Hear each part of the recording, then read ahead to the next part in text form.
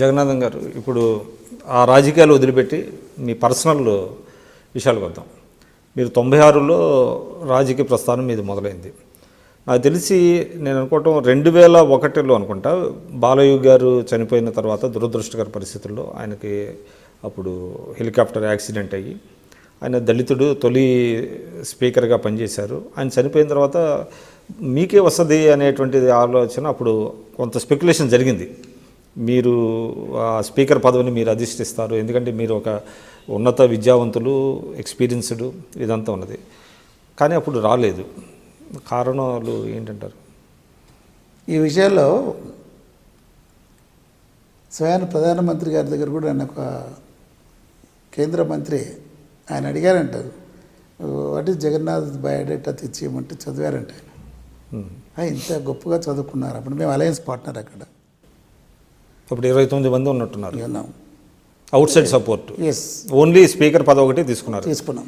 ఆయన దళితుడు చనిపోయిన తర్వాత అప్పుడు మేము ఉన్న 29 మందిలో నాకు తెలిసి 2 దళితులు ఎంపీలుగా ఉన్నారు, మీరును రాజయ్య గారు. అంటే ఆయనకి కానీ మీకు కానీ వస్తుంది అనేటువంటిది ఆలోచన ఉంది.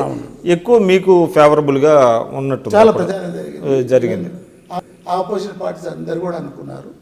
ప్రధానమంత్రి గారి దగ్గర కూడా, వాజ్పేయి గారి దగ్గర కూడా, అంటే నేను వెళ్ళలేదు, ఆయన చూద్దామని పిలిపించారట వెళ్ళాను. ఎందుకంటే ఆ నేమ్ స్పెక్యులేషన్లో ఉంటుంది కదా వెళ్ళినప్పుడు. అయితే దురదృష్టకరం ఏంటంటే ఓ దళితుడు ఆయన చనిపోయినప్పుడు మేము ఇన్ఎఫిషియెంట్ దళితులం అయితే కాదు కదా. అప్పటికే నేను 2వ ఎంపీని. నేను హిందీ, ఇంగ్లీషు, తర్వాత తెలుగు, ఇవన్నీ లాంగ్వేజ్ ఫ్లూయెంట్గా మాట్లాడే శక్తి ఉంది నాకు. ఏ సబ్జెక్ట్ని మాట్లాడే శక్తి ఉండేది. ఆ స్పెక్యులేషన్తో పాటు బాగా అందరు కూడా నన్ను ఆపోజిషన్ పార్టీలు కూడా అడిగారు. మీరు అప్పుడు పార్టీలో ఒక ఇంటలెక్ట్ కింద మీకు ఒక గుర్తింపు ఉంది. ఏమన్నా అడిగిన తర్వాత బాబు గారు అయితే నేను మన మూర్తి గారు ఉన్నారు, ఎంఎస్ మూర్తి గారు, ఘోరం చూడండి పార్టీలో ఎటువంటి భావన ఉంటుంది. ఆయన బాగాలేదంటే చూడటానికి వెళ్ళాను. వెళ్తేనే ఆయన ఏమండి మీరు దళితులు అయితే మీకే ఇచ్చేలా స్పీకర్ పదవి. ఎవరున్నారు? ఎంఎస్ మూర్తి గారు. ఈరోజు నాకు చెప్పక తప్పట్లేదు. నేనన్నా చూడు మూర్తి గారు, మీరు ఆరోగ్యం బాగాలేదంటే చూడటానికి మీకు వచ్చే, నేను వైజాగ్ వచ్చాను కాబట్టి మీరు నాకు స్పీకర్ పదవిని రికమెండ్ చేయ మిమ్మల్ని అడుగుతాను రాలేదు. మీరు దానికి పరిమితి అయితే బాగుంటుంది. ఆయన ఒకటి అడిగారు, ఒకవేళ బాలయ్య గారు బాగా బతుకుంటే 5 ఏళ్ళు ఆయనే స్పీకర్ ఉండేవాడు కదా. మరొక దళితుడు చనిపోయినప్పుడు ఒక విద్యావేత్త నేను అన్ని భాషలు అనర్గంగా మాట్లాడగలను, సబ్జెక్ట్ నాలెడ్జ్ ఉంటుంది. మరి మాలాంటి వాళ్ళకి ఇస్తే తప్పేముందండి. బాలయ్య గారు బతుకుంటే 5 ఏళ్ళు ఒక ఎస్సీనే ఉండేవాడు కదా. ఒక సంవత్సరంలో కూడా కాకపోతే చనిపోతారంటే మీకు ఇంత దుబ్బింది. కానీ ఆయన టీ ఆఫర్ చేసి నేను చెప్పా, ధన్యవాదాలు, మీరు బాగానే ఉన్నారు, బాగా మాట, మీ ఆరోగ్యం బాగుంది, వస్తానని చెప్పేది. అటువంటి అంటే మీకు ఒక అవమానం లాంటిది జరిగింది డెఫినెట్గా. దానికి తోడు మరి బాబు గారు అన్నీ బాగానే ఉంది, మాటికి ఏమంటారంటే మీకు డిప్యూటీ పార్లమెంట్ లీడర్, ఏదైతే deputy parliament leader, parliamentary party leader వస్తే దాన్ని ఏం చేశారు, ఎర్రనాయుడు గారికి ఇద్దామని నాకే ఫోన్ చేస్తున్నారు. సరే నాయకుడు భావన కనుక మంచి సార్, అందరు నన్ను చేస్తే బాగుంది, ఎందుకంటే నేను బాగా మాట్లాడగలుగుతాను లాంగ్వేజ్ అది. ఆయన మీ యొక్క అభిప్రాయానికి మేము తలొగ్గాం, పార్టీ నీతిగా చెప్పి చేశాం.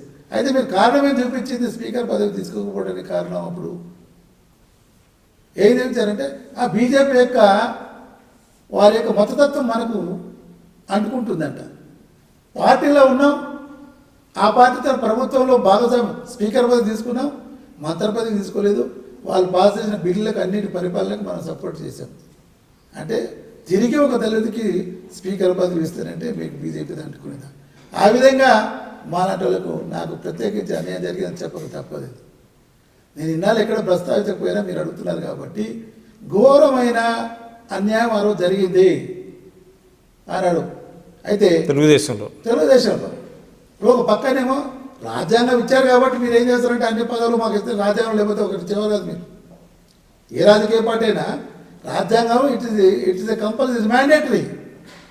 మాకేంటంటే ఆ పదవుల కాడికి తీసుకొస్తారు, ఉన్నత పదవులు పేగలు ఎక్కడైనా కట్ చేస్తూ ఉంటారు. దానికి తార్కారం ఒక పక్క మూర్తి గారు అన్నమాట, రెండో పక్క అంతకాలంతోనే బీజేపీలో స్పీకర్ పదవి తీసుకుని అంతదాకా తిరిగి మళ్ళీ వచ్చినప్పుడు లేదా మాకు వస్తే అనుకుని మేము ఊహించుకుని ప్రపంచం అంతా అనుకున్నారు, అన్ని పార్టీలు అనుకున్నారు.